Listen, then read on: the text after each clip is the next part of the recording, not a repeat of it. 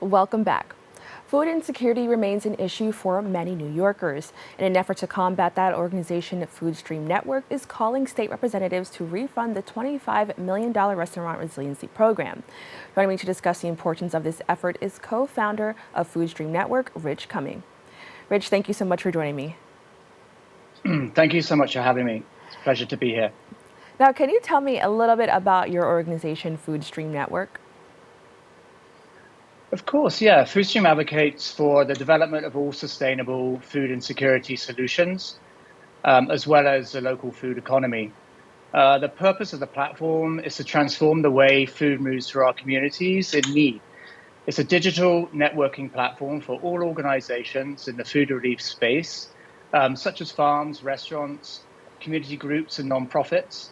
The technology enables rapid connection and collaboration between thousands of organizations working locally toward the health, wealth, and prosperity of our neighborhoods through nourishing, culturally relevant food. I think since launching in 2021, we have just under 500 New York State restaurants, community organizations, and farms signed up as members. And through the platform, we have found funding for countless food providers, enabling them to provide fresh produce and meals for thousands of New Yorkers. And we have activated restaurants members to provide hot meals for hundreds of families displaced through fires. And we activate multiple minority farmers to provide hundreds and thousands of pounds of fresh produce to Bronx-based neighborhoods that have extremely limited access to affordable food. Now, your most recent effort is the refunding of the $25 million Restaurant Resiliency Program.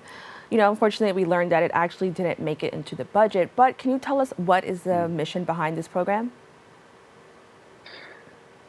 Yeah, well, the overall mission, really, the goal was to provide food for vulnerable communities by having restaurants paid to prepare those meals and provide those meals to food pantries at an agreed upon price.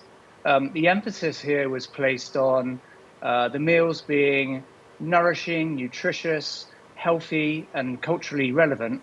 The restaurants would benefit from the consistent business, whilst the people would receive high quality meals 2 to 5 times a week. Now, this effort supports New York's network of food banks and emergency food providers. We saw an increased need for these resource outlets during the pandemic. Can you share more about that? Yeah, sure. There was an increased need for emergency food assistance during the pandemic, especially amongst the most vulnerable of our communities, most at risk, unable to leave their homes, unable to work, or to access the benefits that many more privileged folks could. Millions of people were going hungry, and actually they continue to do so. Overall, since 2020, global food prices have increased by 75%. And now we're facing a new crisis from the war in Europe, where just recently our global food prices increased again over 18%, making like a nourishing meal even further out of reach to many of our communities, and actually not just those typically considered as vulnerable. Now, this effort focuses on prepared meals from restaurants, and you said that. Can you explain how these options support those in need comparison to, let's say, food giveaways, food drives, stuff like that? Yeah. Prepared cooked meals offers a lifeline to many folks who don't have access to kitchens. They don't really know how to probably cook healthy meals. And those families who parents juggling multiple jobs as well as children simply don't have the time to cook meals for their families. The New York State Restaurant Resiliency Program put $25 million into our restaurant economy. 320 restaurants applied, 160 restaurants were funded, 22 of those were in the Bronx, and over 1 million meals were provided. So the funds were not a handout. The restaurants brought the food, the money paid for their staff, and made hundreds of meals for New Yorkers in need. It was mostly a very successful program, but more importantly, it highlighted that there are new models and solutions to tackling food insecurity or this food insecurity crisis that we're going through now, and should be supported. For this reason, it was a very disappointing blow for us that the meals weren't, that the program wasn't refunded.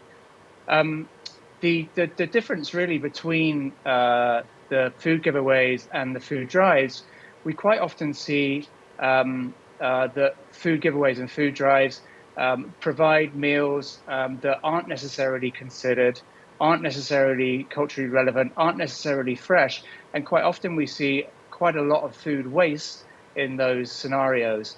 Also, the food that is either given away or donated or purchased from out of state sources, and therefore does not really support the local economy. Can you actually highlight the culturally sensitive or culturally relevant food? I think that's super important, and I've heard that a lot in regards to just giving out meals. Can you explain why that's important? I think it's easy to describe if we think about restaurants. Restaurants are the cornerstone of our culture, of our cultures, of our community. They purposely make food for their community. Otherwise, they'd get out of business if they didn't. Therefore, there are the meals that they prepared are aligned to the culture that they serve. So, I mean, in Queens, for example, you've got a huge melting pot there of all sorts of different cultures. So it's important to identify which restaurants should provide food for which culture. And in doing so, you guarantee that no food goes to waste, and the people that receive the meals receive it with dignity and enjoyment, just as if their family cooked that meal themselves. I love that more organizations are paying, attention to that. So thank you so much for sharing that. Right here in the Bronx, we experience the highest rates of food insecurity statewide. How will our city be affected by the lack of funding now? Well, the food relief industry is a multi-dollar business. Yet 42 million Americans go hungry every day, including 17% children. Neither of these numbers are going up or down. Sorry, neither of these numbers are going down. And you just think, how is our future generation supposed to do well in school, work, and life when all they're thinking about is where the next meal is coming from? Despite the Bronx being home to one of the largest food markets in the country, a New York City public agency spending $500 million on food and serving approximately 230 million meals a year, 2.9 million state residents struggle against hunger every day. And a large number of those residents are in the Bronx. I think as a city, we do have spending power to transform our local and regional food systems, and more work needs to be done and is being done to bring all those groups together to work together to find more sustainable solutions to food insecurity, which is why platforms like FoodStream and initiatives like the RRP are so important, as they offer a new look at supporting local economies as well as most vulnerable communities. And can you actually talk about the other efforts your organization focuses on? I know there's something with farms and gardens and community groups. You also talked about paying attention just to the local community. So can you talk a little bit more about that? Yeah, there's a couple of things that we're working on. We're working with FIPS neighborhoods in the Bronx and potential funders who can sponsor weekend meal packs for kids who rely on school meals for their only source of nourishment. We also continue to work with upstate farms to help them create sustainable solutions and keep them funded to provide fresh produce for the local food pantries. And more excitingly, we're working with the state initiative called the Restaurant Meals Program, which will enable restaurants to accept SNAP and EBT credits. This is huge and puts the spending power into the hands of household residents that are eligible for these benefits. And can you explain how much the state budget actually affects food insecurity in the Bronx specifically? I mean, the state and city budgets are crucial to the lifeline of the Bronx. More access to affordable, culturally relevant meals is essential to the health, wealth, and prosperity of our neighborhoods. In some areas in the Bronx, there are 64 bodegas to just one grocery store. And in many districts, folks have to take a bus to purchase fresh food. The funding of new initiatives such as the RRP and the RMP could go a very long way to addressing some of these needs. And how can a restaurant who wants to be a part of this effort join? Do you have any, I guess, tips or ways that if they want to help out their community, they can? Well, yeah, I would very simply go to FoodStreamNetwork.com. Very simple steps to become a member. It's a free platform. As I say, we have over 500 members. And the platform can be used to interact with and engage with other organizations in the community, in your local community. And we do all sorts of things to help provide information and resources that really help restaurants sort of activate in the community and sort of benefit it economically as well. Rich, thank you so much for joining us. And I really love speaking to you about this. And I love the direction that a lot of these organizations are taking to help people who are Likewise. dealing with food insecurity. Can you just tell us Thank you your so social much. media?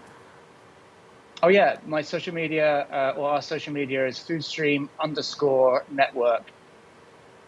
All right. Thank you so That's on much. Instagram.